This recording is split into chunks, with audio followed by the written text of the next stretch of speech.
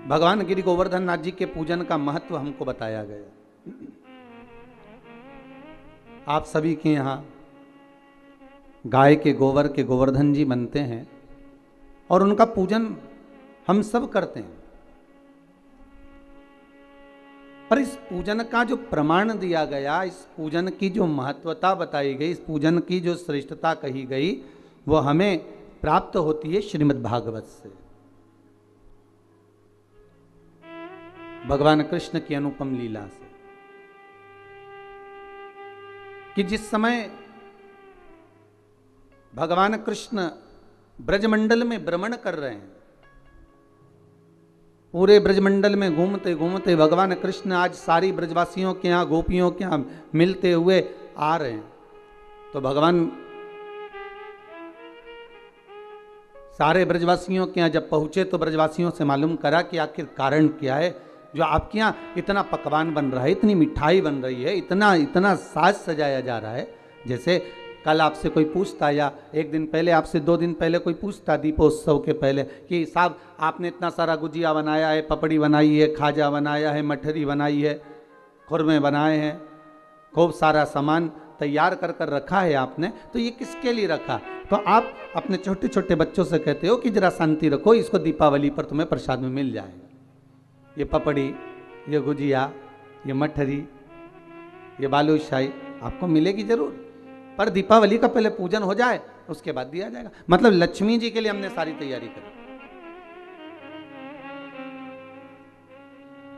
और अगर सारे ब्रजवासियों से भगवान कृष्ण पूछ रहे हैं, ब्रजवासियों ने ये नहीं कहा कि हमने लक्ष्मी पूजन की तैयारी करी है, ब्रजवासी तो ये कह रहे हैं कि हमारे यहाँ इंद्र की पूजन होती है, और वो इंद्र के पूजन होती है तो हम उस इंद्र के पूजन के लिए इतना सारा पकवान तैयार करें।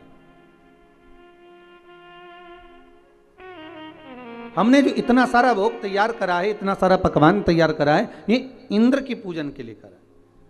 तो भगवान कृष्ण ने सारे ब्रजवासियों से बात करते करते करते करते पूछते पूछते तब एक बुजुर्ग, एक बूढ़ी माता के पास पहुंच गए।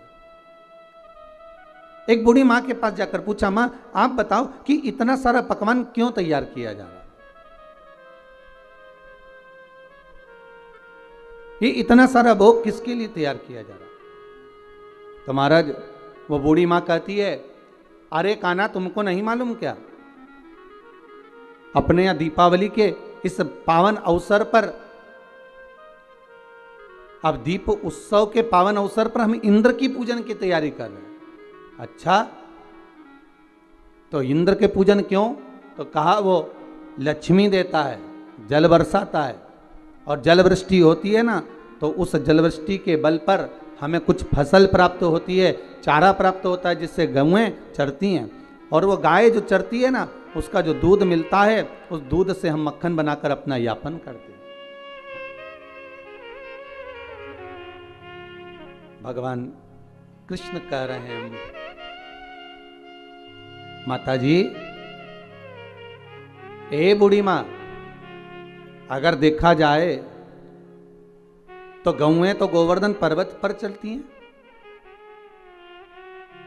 गौएं तो गोवर्धन पर्वत पर चढ़ती हैं, और वहां की जो दूबा है, घास है, उसी को तो पाती हैं। अरे मां, अगर मान लो गिरि गोवर्धन नाथ नहीं होते, गोवर्धन बाबा नहीं होते, तो तुम्हारी गौओं को भाग कहां से मिलता, और वो दूध कहां से देती, वो मक्खन कहां से देती? मेरे ठाकुर ने इंद्र की पूजन को ये नहीं कि बंद करवाया, मेरे ठाकुर ने तो केवल इतना कहा है कि प्रकृति रहेगी, अगर नदी, तालाब, पहाड़, पर्वत ये रहेंगे तो हमारा भी जीवन यापन सही चलता रहेगा। आज के ज़माने में लोग प्रकृति को काटते जा रहे हैं, पेड़ पौधे काटते जा रहे हैं। आज अभी आपको मालूम होगा कि पूर्व में जो कोरोना महामारी निकली है, उस कोरोना महामारी में ऑक्सीजन की कितनी कमी पड़ी। उसका सबसे बड़ा अगर कहीं नुकसान है तो हमने किया, कोई दूसरे ने नहीं करा। कोरोना महामारी के चलते अगर ऑक्सीजन की कमी पड़ी तो हमारे कारण पड़ी। हमने पेड़ पौधे, जितने बड़े बड़े पेड़ पौधे थे, कॉलोनियाँ बनाना है, रोड बनाना है, मार्ग बनाना है, ये निर्माण करना है, वो निर्माण करना है, अपने सुख के लिए, अपने साधन के लिए हमने उन वृक्षों को काट दिया, हमने उन वृक्षों को नष्ट कर दिया, हमने उन वृक्षों में आग लगा दी। और अभी भी हम बंद नहीं हुए इन वृक्षों को काटने से, अभी भी हम काट रहे हैं। हमारे नदी नाले तालाब सरोवर जितने भी बने हुए हैं, इन सारे नदी नाले तालाब सरोवर में हमने इतना कचरा पटक दिया, इतना कचरा डाल दिया कि वो नदी नाले अभी तक साफ नहीं हो पाते। हमारे पहाड़ पर्वत इतने विशालतम थे जिनको काट काट कर हमने अपना निर्माण कार्य कर लिया। बड़े बड़े उत्तराखंड क्षेत्र में जाकर देखिए तो बड़ी बड़ी होटलों का निर्माण कर दिया। सारे अगर हम कर रहे हैं अपना नाश, हम अपने जीवन को नष्ट स्वतः कर रहे हैं, स्वयं कर रहे हैं। क्योंकि प्रकृति है तो हम हैं और प्रकृति नहीं तो हम भी नहीं। भगवान कृष्ण यही कह रहे हैं, भगवान कृष्ण यही समझा रहे हैं कि मां अगर पूजन करना है तो गोवर्धन नाथ जी का पूजन करने चलो ना। इस गिरिराज पर्वत का, इस गोवर्धन नाथ जी का अपन आनंद से पूजन करें। माता एक बूढ़ी माँ को समझाया, तब यशोदा जी के पास गए और यशोदा मैया के गले में बैया डालकर मेरे ठाकुर जी कह रहे हैं, माँ अब आप क्या कर रही हो? माँ कहती है इंद्र के पूजन की तैयारी। माँ इंद्र का पूजन नहीं, गोवर्धन नाथ जी का करो, गिरिराज बाबा का। कौन है गोवर्धन नाथ?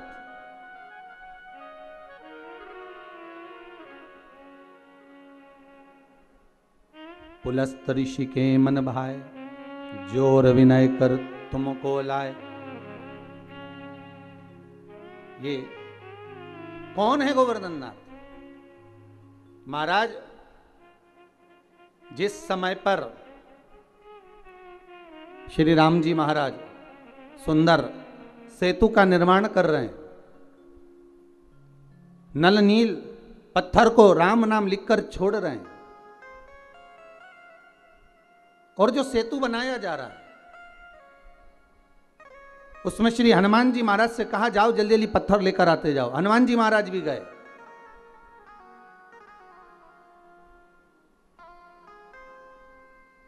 महाराज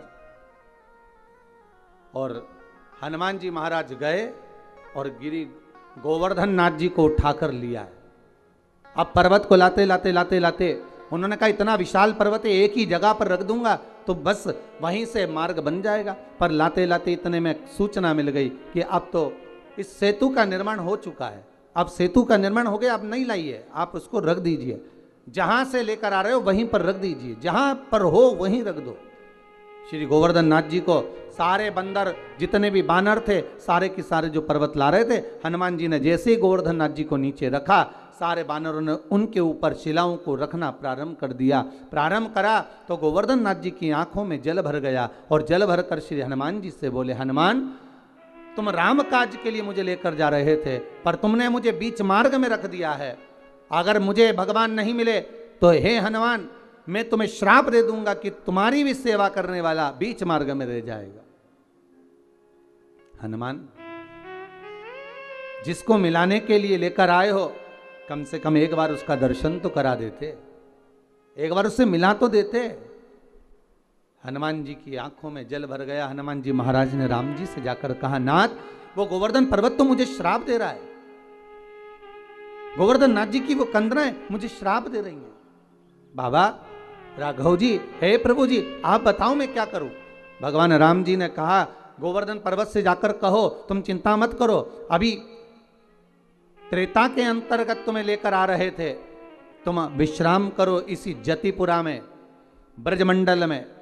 जब भगवान राम का अगला अवतार होगा कृष्ण अवतार, तब स्वयं भगवान कृष्ण, आप जो प्रतीक्षा कर रहे हो, जो बाट जो रहे हो, जो इंतजार कर रहे हो, भगवान स्वयं राम कृष्ण का अवतार लेकर आएंगे और भगवान कृष्ण बनकर आकर आपकी पूजन करेंगे।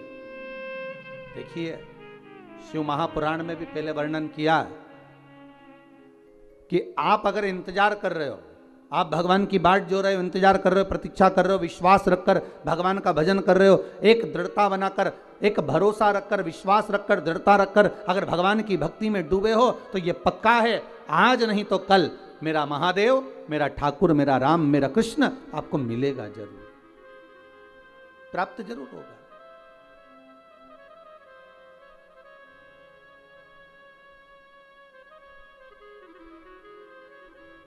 वो मिलेगा जरूर महाराज। उसकी प्राप्ति का केंद्र बिंदु है हमारा विश्वास। वो कहते हैं ना महाराज, मोहन आओ तो सरी, गिरधर आओ तो सरी,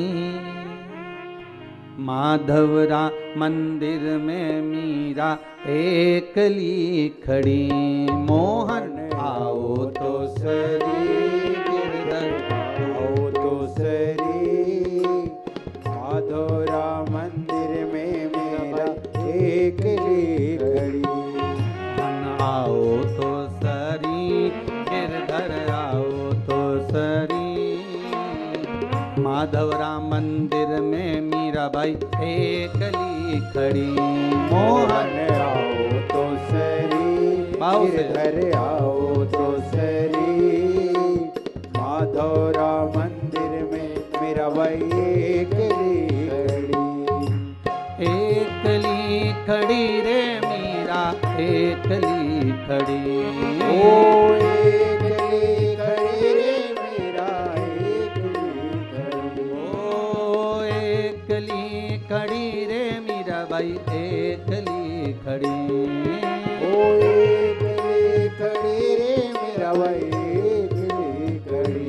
मोहन आओ तो सरी, गिरधर आओ तो सरी, माधवरा मंदिर में मीराबाई एकली खड़ी। मोहन आओ तो सरी, गिरधर आओ तो सरी, माधवरा मंदिर में मेरा भाई एकली खड़ी।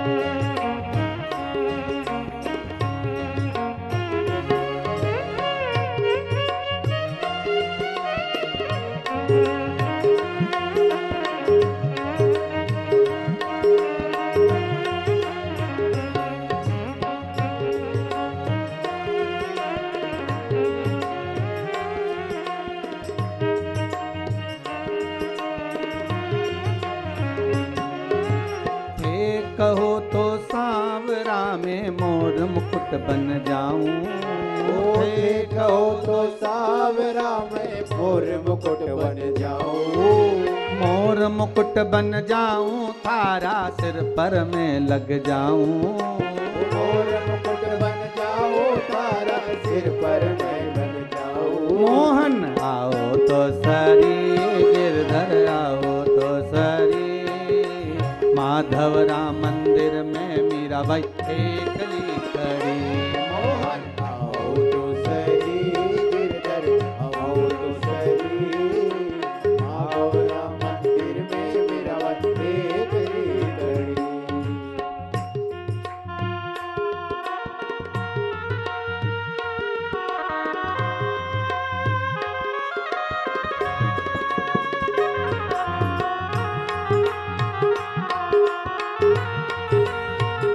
जय हो।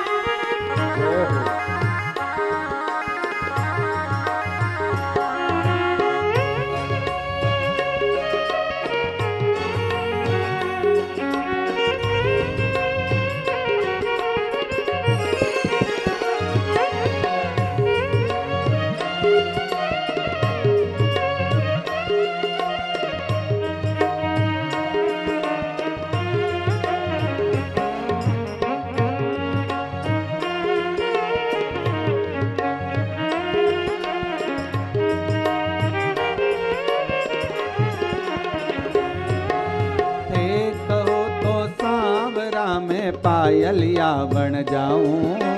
हे कहो तो सांवरा में पायलिया बन जाऊं। ओ थे कहो तो सांवरा में पायलिया बन जाऊं। हे कहो तो सांवरा में पायलिया बन जाऊं। पायलिया बन जाऊं थारा पावा से लग जाऊं। पायलिया बन जाऊं तारा पाँवों से लग जाऊं। मोहन आओ तो सरी गिरधर आओ तो सरी। माधव राम मंदिर में मीराबाई एकली खड़ी। मोहन आओ तो सही, गिरधर आओ तो सही। माधव राम मंदिर में मीराबाई एकली खड़ी। मोहन आओ तो सरी गिरधर आओ तो सरी। माधव राम मंदिर में मीराबाई एकली खड़ी। मोहन आओ तो सही, गिरधर आओ तो सही। माधव राम मंदिर में मीराबाई एकली खड़ी। मीराबाई एकली खड़ी। मीराबाई एकली खड़ी। ओ मीराबाई एकली खड़ी। अगर विश्वास पक्का है, भरोसा यदि दृढ़ है, तो परमात्मा क्यों ना आएगा। हनुमान जी जाओ गोवर्धन नाथ जी से कहकर आओ, आप इंतजार करना, बाट जोना, प्रतीक्षा करना। राम अगला अवतार लेकर द्वापर में, कृष्ण अवतार में अवश्य आएंगे। और आएंगे तो आएंगे, दर्शन तो मिलेगा ही, साथ में बड़ी कृपा होगी, हम आपकी पूजन भी कर देंगे, स्वयं पूजन करेंगे, बड़ी करुणा हो। जाओ जरा बोलो, ठीक है। हनुमान जी पहुंचे गिरिराज बाबा के चरणों में। गोवर्धन, श्री गोवर्धन नाथ, अये गोवर्धन नाथ। गोवर्धन जी बोले आइए हनुमान जी, कैसे आना हुआ। हनुमान जी कहते हैं मैंने पूछ कर आया हूँ श्री राघव जी से, श्री राम जी महाराज से आज्ञा लेकर आया हूँ। केवल आपको दर्शन नहीं देंगे, मेरे राम जी जब कृष्ण अवतार लेकर आएंगे तब आपकी स्वयं पूजन भी करेंगे। शास्त्र कहता है विश्वास रखने वाला, प्रतीक्षा रखने वाला, दृढ़ता रखने वाले के लिए भगवान केवल खाली हाथ नहीं आते, कुछ ना कुछ देकर ही जाते, कुछ ना कुछ प्रदान करके ही जाते। और मेरे ठाकुर जी ने वही करा। आज मैया यशोदा से मेरे भगवान कह रहे हैं मैया गोवर्धन नाथ जी का पूजन करो। कौन गोवर्धन? अरे जिस पर्वत पर गौएं चरती हैं, जिसका दूध हम प्राप्त करते हैं गौओं का, और उससे माखन बनाकर अपना यापन करते हैं, मां उस गोवर्धन नाथ जी का पूजन करो। कान्हा, लाला, तुझे मालूम है इंद्र की अगर पूजन नहीं करेंगे तो वो कितना क्रोध करेगा। भगवान कहते हैं मैया अगर देवता क्रोध करे तो वो देवता ही नहीं हो सकता, क्योंकि क्रोध तो असुरों में भरा होता है, राक्षसों में भरा होता है। जिसको क्रोध आए वो देवता नहीं हो सकता। अगर संसार के मनुष्य में एक पल के लिए, एक क्षण के लिए अगर गुस्सा आता है तो समझ लेना उसमें थोड़ी देर के लिए राक्षस भरा जाता, असुर भरा गया। एक क्षण के लिए उसकी असुर प्रवृत्ति हो गई। मानव के शरीर में 3 चीजें राक्षसी हैं।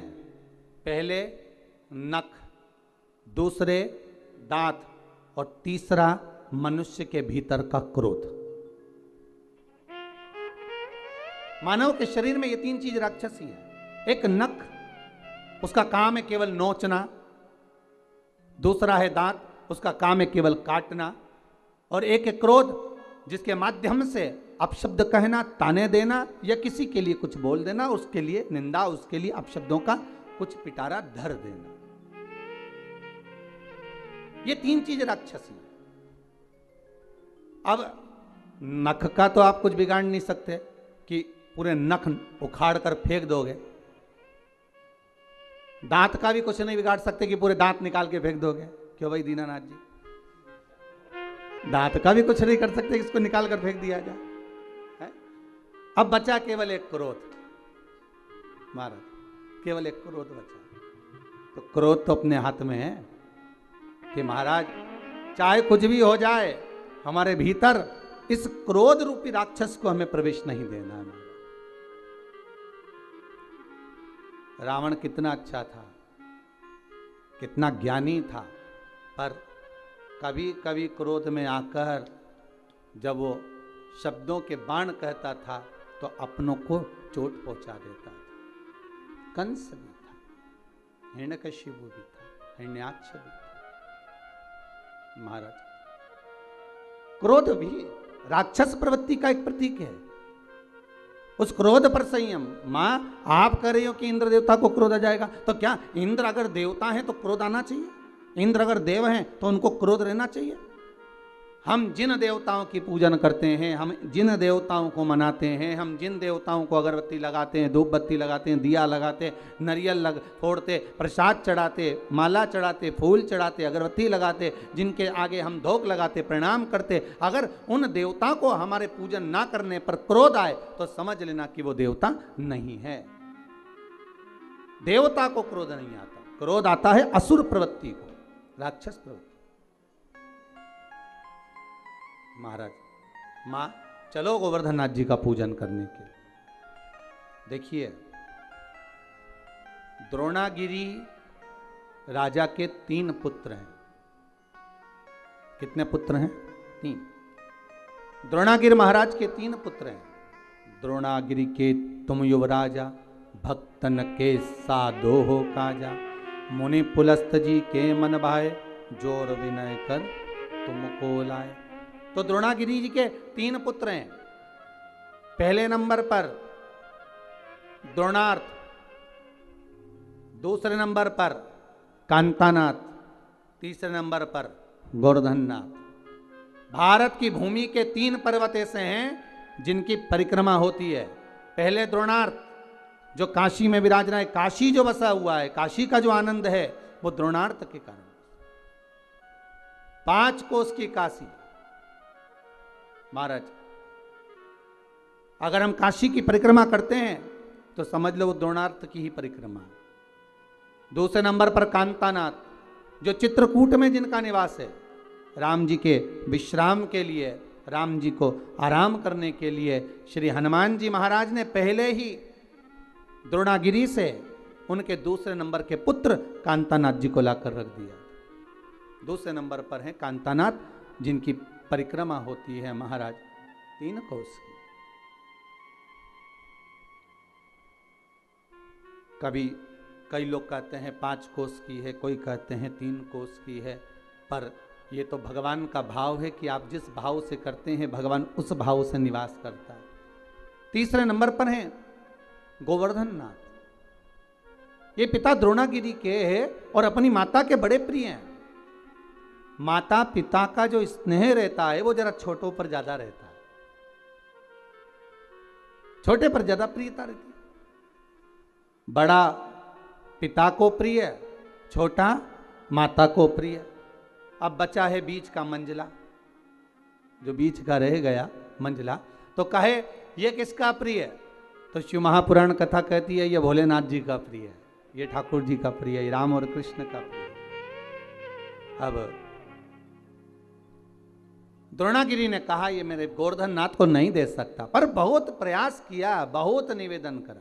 पुलस्त बाबा माने नहीं, मुझे तप करना है, मुझे साधना करना है, मुझे तप के लिए चाहिए, मैं साधना करूंगा, मैं तप करूंगा, आप मुझे दो गोवर्धन नाथ, ले चलो। गोवर्धन नाथ जी से कहा आप हमारे साथ चलिए। गोवर्धन नाथ जी ने पुलस्त बाबा से कहा अगर मेरे पिताजी आज्ञा देंगे, मेरी माता मुझे आज्ञा देगी तो मैं अवश्य चलूंगा, पर ऐसे नहीं जा सकता, मैं बिना माता पिता को बोले नहीं जा सकता। ठीक है, जाकर निवेदन करा पुलस्त ऋषि ने, द्रोणागिरी आपके छोटे पुत्र को चाहिए। भगवान कहते ले जाओ। क्यों चाहिए? मेरे 2 पुत्र जा चुके हैं, एक पुत्र को तो मेरे पास में रहने दो, हमें तप करना है। ठीक है, माँ ने खूब मना करा। द्रोणागिरी भी चाहते थे कि नहीं भेजूं, पर माने नहीं। द्रोणागिरी से लेकर गोवर्धन नाथ जी को उठाया गोदी में, पुलस्त ऋषि लेकर चलने लगे। गोवर्धन नाथ जी की आंख में जल भर गए। गिरिराज बाबा ने कहा, सुनो पुलस्त बाबा, जिस स्थान पर आप मुझे रख दोगे वहां से फिर उठने वाला नहीं हूं। ध्यान रखना, नीचे रखने से पहले विचार कर लेना आप मुझे, ठीक है। पुलस्त ऋषि ने मन में सोचा, इतना छोटा सा रखा है, मेरी गोदी में बैठकर चल रहा है और मुझको कह रहा है कि जहां रख दोगे उठूंगा नहीं। जब अभी उठा सकता हूं तो बाद में क्यों ना उठा सकता हूं। चले, पुलस्त ऋषि लेकर चले। बीच मार्ग में पुलस्त बाबा जब जतिपुरा में पहुंचे, ब्रज के रज में जब पहुंचे, ब्रजमंडल में जब पहुंचे, पुलस्त बाबा थक चुके थे, इसलिए जल का पान करने के लिए गोवर्धन नाथ जी को नीचे रखा। जैसे ही गोवर्धन नाथ जी को नीचे रखा, पुलस्त बाबा वापस उठाने लगे। उठा नहीं, गोवर्धन नाथ जी उठते नहीं। पुलस्त बाबा को क्रोध आ गया, हाथ में जल लेकर कहा, सुनो गोवर्धन, तुम जिद्दी हो, उठते नहीं हो मुझसे, इसलिए मैं तुम्हें श्राप देता हूं कि तुम तिल तिल घटोगे। गोवर्धन नाथ जी का विशाल पर्वत था साहब, विशाल पर्वत। महाराज तिल तिल तिल तिल बाबा घटते गए। और सबसे प्रसन्नता का बात, सबसे प्रसन्नता का आनंद तो ये है, कांतानाथ जी भी आज भी पृथ्वी पर विराज रहे हैं, द्रोणार्थ आज भी पृथ्वी पर विराज रहे हैं, और गोवर्धन नाथ जी भी आज भी पृथ्वी पर विराज रहे हैं। तो मैया यशोदा से भगवान कृष्ण करें, मैया चलना गोवर्धन नाथ जी का पूजन करने चले। मां चलो।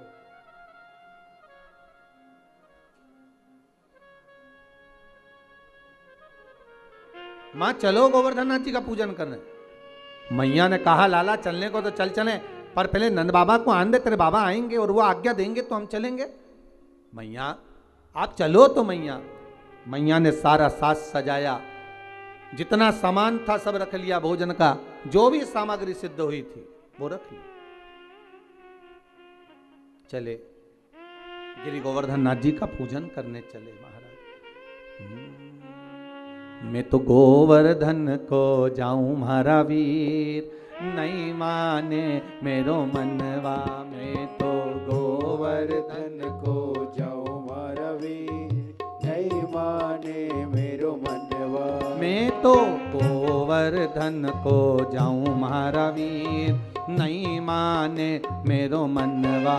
मैं तो गोवर्धन को जाऊं मारा वीर, नहीं माने मेरो मनवा। नहीं माने मेरो मनवा, नहीं माने मेरो मनवा। ओ नहीं माने मेरो मनवा, नहीं माने मेरो मनवा। मैं तो गोवर्धन को जाऊं मारा वीर, नहीं माने मेरो मनवा। मैं तो गोवर्धन को जाऊं मारा वीर, नहीं माने मेरो मनवा। मैं तो गोवर्धन को जाऊं मारा वीर, नहीं माने मेरो मनवा। मैं तो गोवर्धन को जाऊं मारा वीर। बोल के राज महाराज की।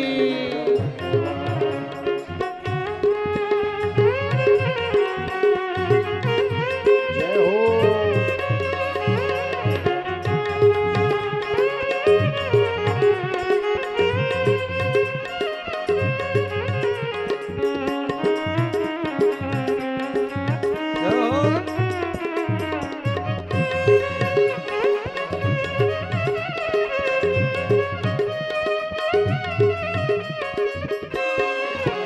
अरे सात कोस की करूं परिक्रमा, सात कोस की करूं परिक्रमा। ओ सात कोस की करूं परिक्रमा।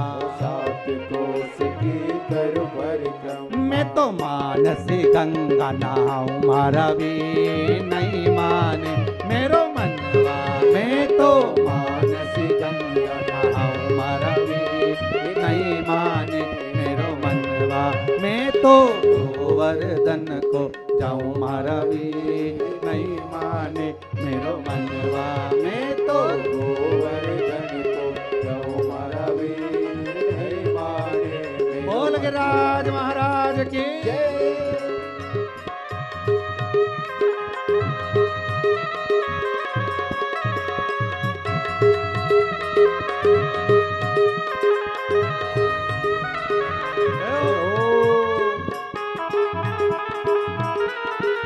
बोल गिरिराज महाराज की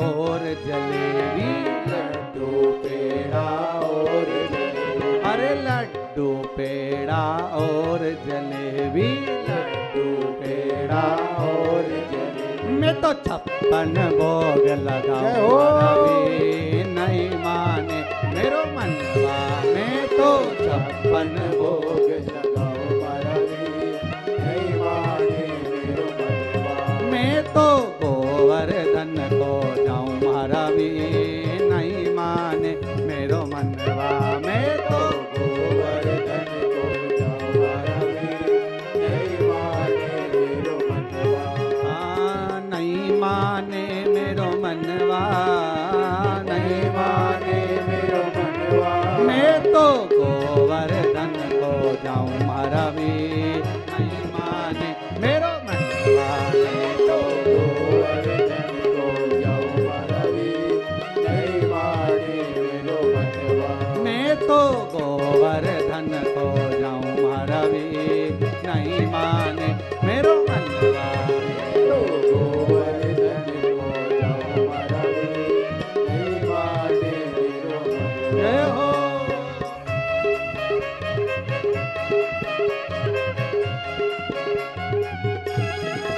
बोल गिरिराज महाराज की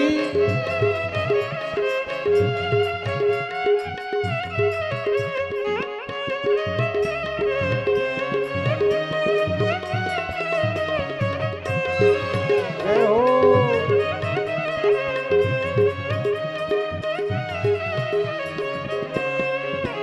ओ राधा कुंड पे संत बहुत हैं राधा कुंड पे संत बहुत ओ राधा कुंड पे संत बहुत हैं राधा कुंड पे संत बहुत मैं तो नित नित भोज कराऊं महारावी नहीं माने मेरो मनवा मैं तो नित नित भोज कराऊं महारावी नहीं माने मेरो मनवा मैं तो गोवर्धन को जाऊं महारावी नहीं माने मेरो मनवा मैं तो गोवर्धन को जाओ मरवी नहीं माने मेरो मनवा बोल गिरिराज महाराज की जय भगवान गोवर्धन नाथ जी के चरणों में माता यशोदा को लेकर ब्रजवासियों को लेकर भगवान कृष्ण पहुंच गए और गिरिराज बाबा की पूजन करने के लिए बैठ गए। अब ध्यान दीजिएगा महाराज, यहां पर भगवान कृष्ण गोवर्धन नाथ जी के सामने सारी सामग्री लेकर जो जो बनाकर लाए थे सब रख दिया और सब रखकर हाथ जोड़कर बैठ गए। अब भगवान सारे ब्रजवासी आपस में बात कर रहे, इस पत्थर में से कोई देवता निकलेगा, पर्वत में से कोई देवता निकलेगा। अब देवता कैसे निकले? सारे ब्रजवासी बात करने लगे, ये नंद बाबा को छोरा ने तो पूजन करा दी, पर इसमें से कोई देवता निकलेगा ही नहीं। इंद्र होते तो अभी तक खाकर चले जाते, भोजन कर कर चले जाते। जब भगवान प्रकट ही नहीं हो रहे, भगवान कृष्ण ने हाथ जोड़ा, हे गोवर्धन बाबा बड़ी कृपा करिए दयालु दाता, आइए प्रकट होइए, ब्रजवासी आपके लिए इतना सामग्री बनाकर लाए हैं, आप पाइए। भगवान कृष्ण का तो कहना ही था, भगवान कृष्ण का ही एक अंश अवतार गोवर्धन पर्वत में से प्रकट हो गए गिरिराज बाबा। हजारों हाथ कर लिए, भोजन करना प्रारंभ करा।